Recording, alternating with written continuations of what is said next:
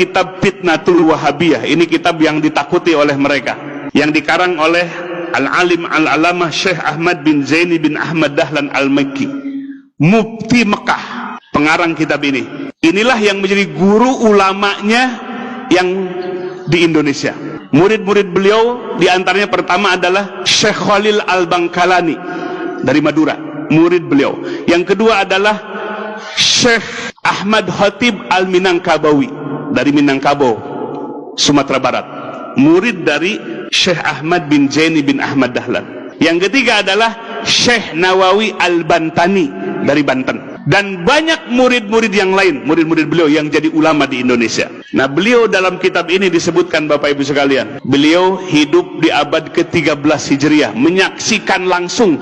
Beliau mufti Mekah bermadhab Syafi'i. Beliau menjelaskan dalam kitab ini dari sisi tarikh dan sejarahnya beserta ajaran dari Wahabinya. Dari sisi kesejarahannya, Bapak Ibu sekalian, bahwa Muhammad bin Abdul Wahab ini sudah diprediksi oleh ayahnya sebagai mufti, oleh saudaranya dan kibarul ulama-ulama pembesar, bahwa orang ini akan menyebarkan kesesatan yang besar.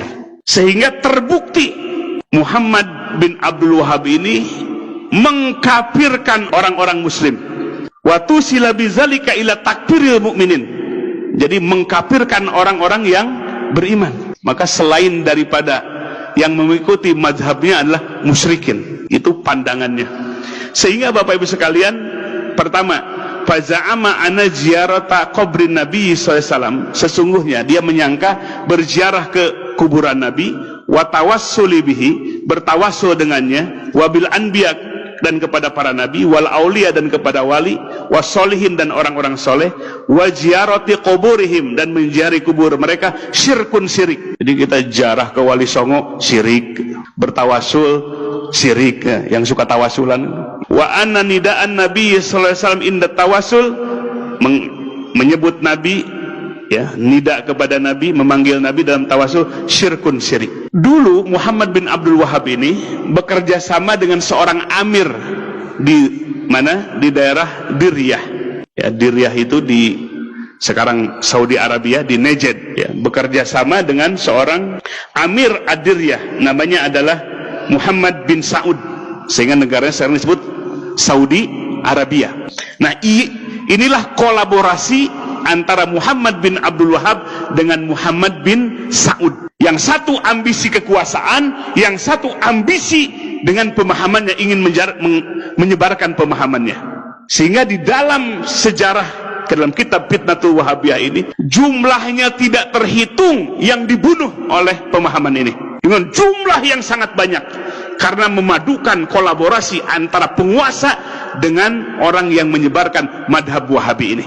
Jumlahnya tidak bisa dihitung. Di Taif, di Jeddah, di Mekah, banyak manusia yang meninggal.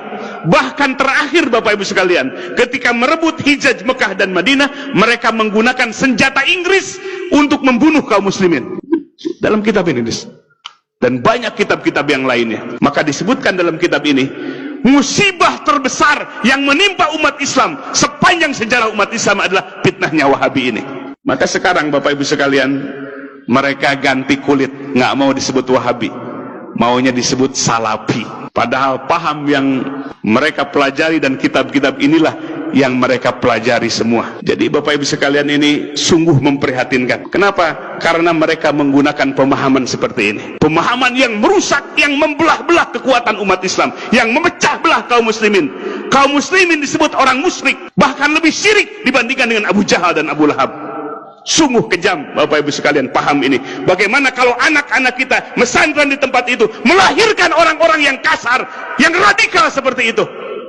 Maka oleh sebab itu, kita jangan kecolongan. Kita bukan memecah belah umat, tapi mereka yang memecah belah umat dengan kitab-kitab yang dihadirkan dan pergerakan dakwah mereka, terutama di Indonesia setelah Presiden Soeharto lengser. Mereka berleluasa, biaya dana yang besar dari Saudi Arabia, dari Kuwait, dari Qatar, masuk ke Indonesia untuk menggerakkan, menyebarkan pemahaman ini. Maka oleh sebab itu, Bapak Ibu sekalian, kita sebagai warga ahli sunnah wal jamaah, warga Nahdiyin, punya kepedulian besar untuk melindungi umat dari pemahaman yang radikal seperti ini. Takfirul mukminin, mengkafirkan orang-orang yang beriman. Maka oleh sebab itu Bapak Ibu sekalian, di tempat yang mulia ini, di Yaumil Ijtima ini, bukan tidak beralasan kita mencegah mereka, sangat beralasan, karena kita lihat langsung kitab-kitabnya, bukan katanya kolak wakila, tapi langsung dari sumber-sumber ajaran mereka. Dan terbukti dari poin-poin yang tadi disebutkan, ini semua adalah pemahaman yang sudut, yang keluar dari sawadul a'zam, yang keluar dari manhaj Ahlussunnah wal Jamaah. Kita dicabik-cabik persaudaraan kita. Maka oleh sebab itu, kita bukan karena kebencian. Ingat Bapak Ibu sekalian, bukan kebencian kepada mereka, tapi pemahaman mereka lah yang syad, yang keluar dari sawadul a'zam, dari mayoritas umat ini. Dan mereka yang memusyrikan kita lah, bahkan lebih musyrik daripada Abu Jahal dan Abu Lahab. Maka oleh sebab itu, mari kita lindungi masyarakat kita, wilayah kita, dari ajaran-ajaran seperti itu. Ya, kita tidak akan bisa melihat sepintas, tapi yang harus kita lihat adalah kitabnya, rujukannya, marojeknya, sehingga kita akan melihat gambarannya seperti apa. Maka hampir di mana-mana Bapak Ibu sekalian, kegaduhan di masjid-masjid karena ajaran seperti ini yang diajarkan. Begitu Bapak Ibu sekalian situasi kondisi kita. Mari kita jaga masyarakat kita, warga kita, dari pemahaman-pemahaman radikal, pemahaman-pemahaman yang menuding orang lain kafir, yang menuding sesama saudaranya sebagai orang musyrik. Hadirin wal hadirat rahimakumullah, itulah yang bisa disampaikan pada kegiatan Yaumul Ijtima ini. Bukan kebencian, kita tidak menuding mereka kafir. Tidak boleh menuding ahli kiblat dengan musyrik atau kafir. Pantangan dalam Ahlussunnah wal Jamaah. Bahkan yusolli khalfal fajir. Ahlussunnah wal Jamaah itu sholat walaupun di belakang imam orang yang fajir. Menunjukkan al-jamaah, kebersamaan yang harus kita kedepankan, bukan memecah belah.